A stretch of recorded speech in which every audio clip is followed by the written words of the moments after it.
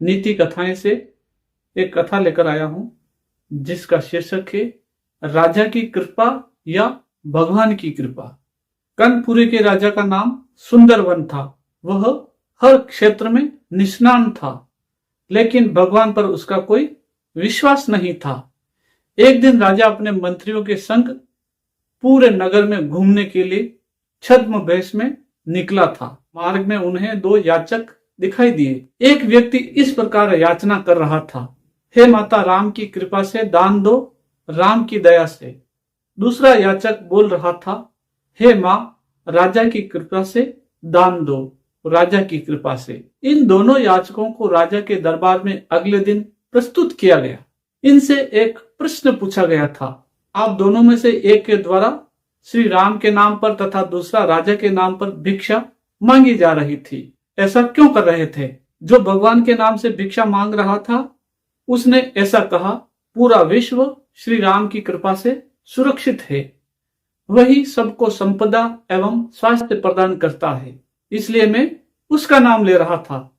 दूसरे ने कहा, भगवान को कोई देख नहीं सकता, वह अदृश्य देवता है, लेकिन राजा दिखाई देने वाला देवता है।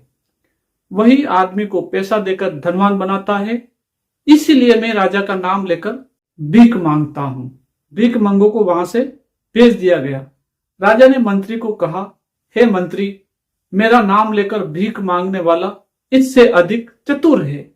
लेकिन मंत्री ने ऐसा कहा, हे राजन, जब तक भगवान की कृपा किसी व्यक्ति पर नहीं होती तब तक हमसे प्रदत्त सहायता भी उस तक नहीं पहुंचती।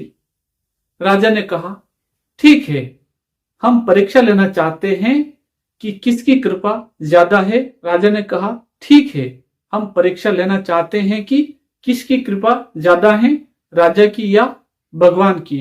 राजा ने मंत्री से पूरे राज्य में एक बात का प्रचार करवाने की आज्ञा दी।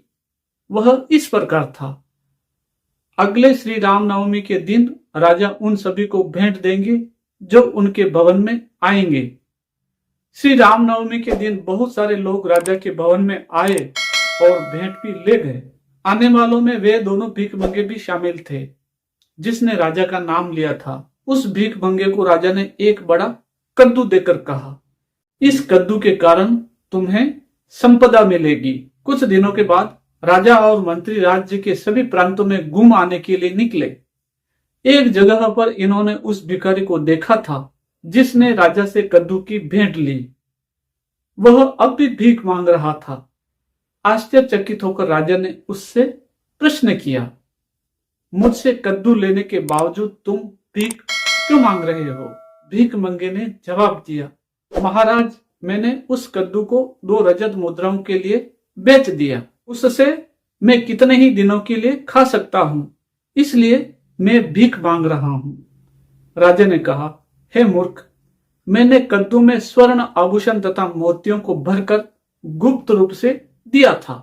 अगर तुमने उसे काट कर देखा होता तो आज तक तुम धनवान बन गए होते।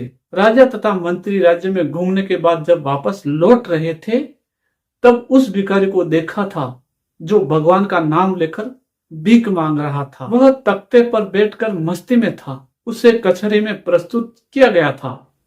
राजा ने उससे पूछा, तुम कम समय में इतने धनवान कैसे बन गए?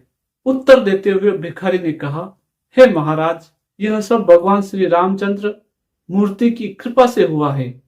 मेरे पिताजी के देहांत पर मुझे एक ब्राह्मण को भोजन खिलाना था।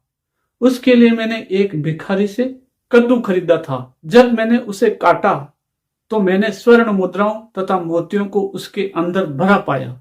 मैंने उसको बेचा और बहुत बड़ी रकम पाई। तभी राजा को एहसास हुआ कि भगवान की कृपा से ही कोई भी व्यक्ति इस संसार में धनवान बनता है।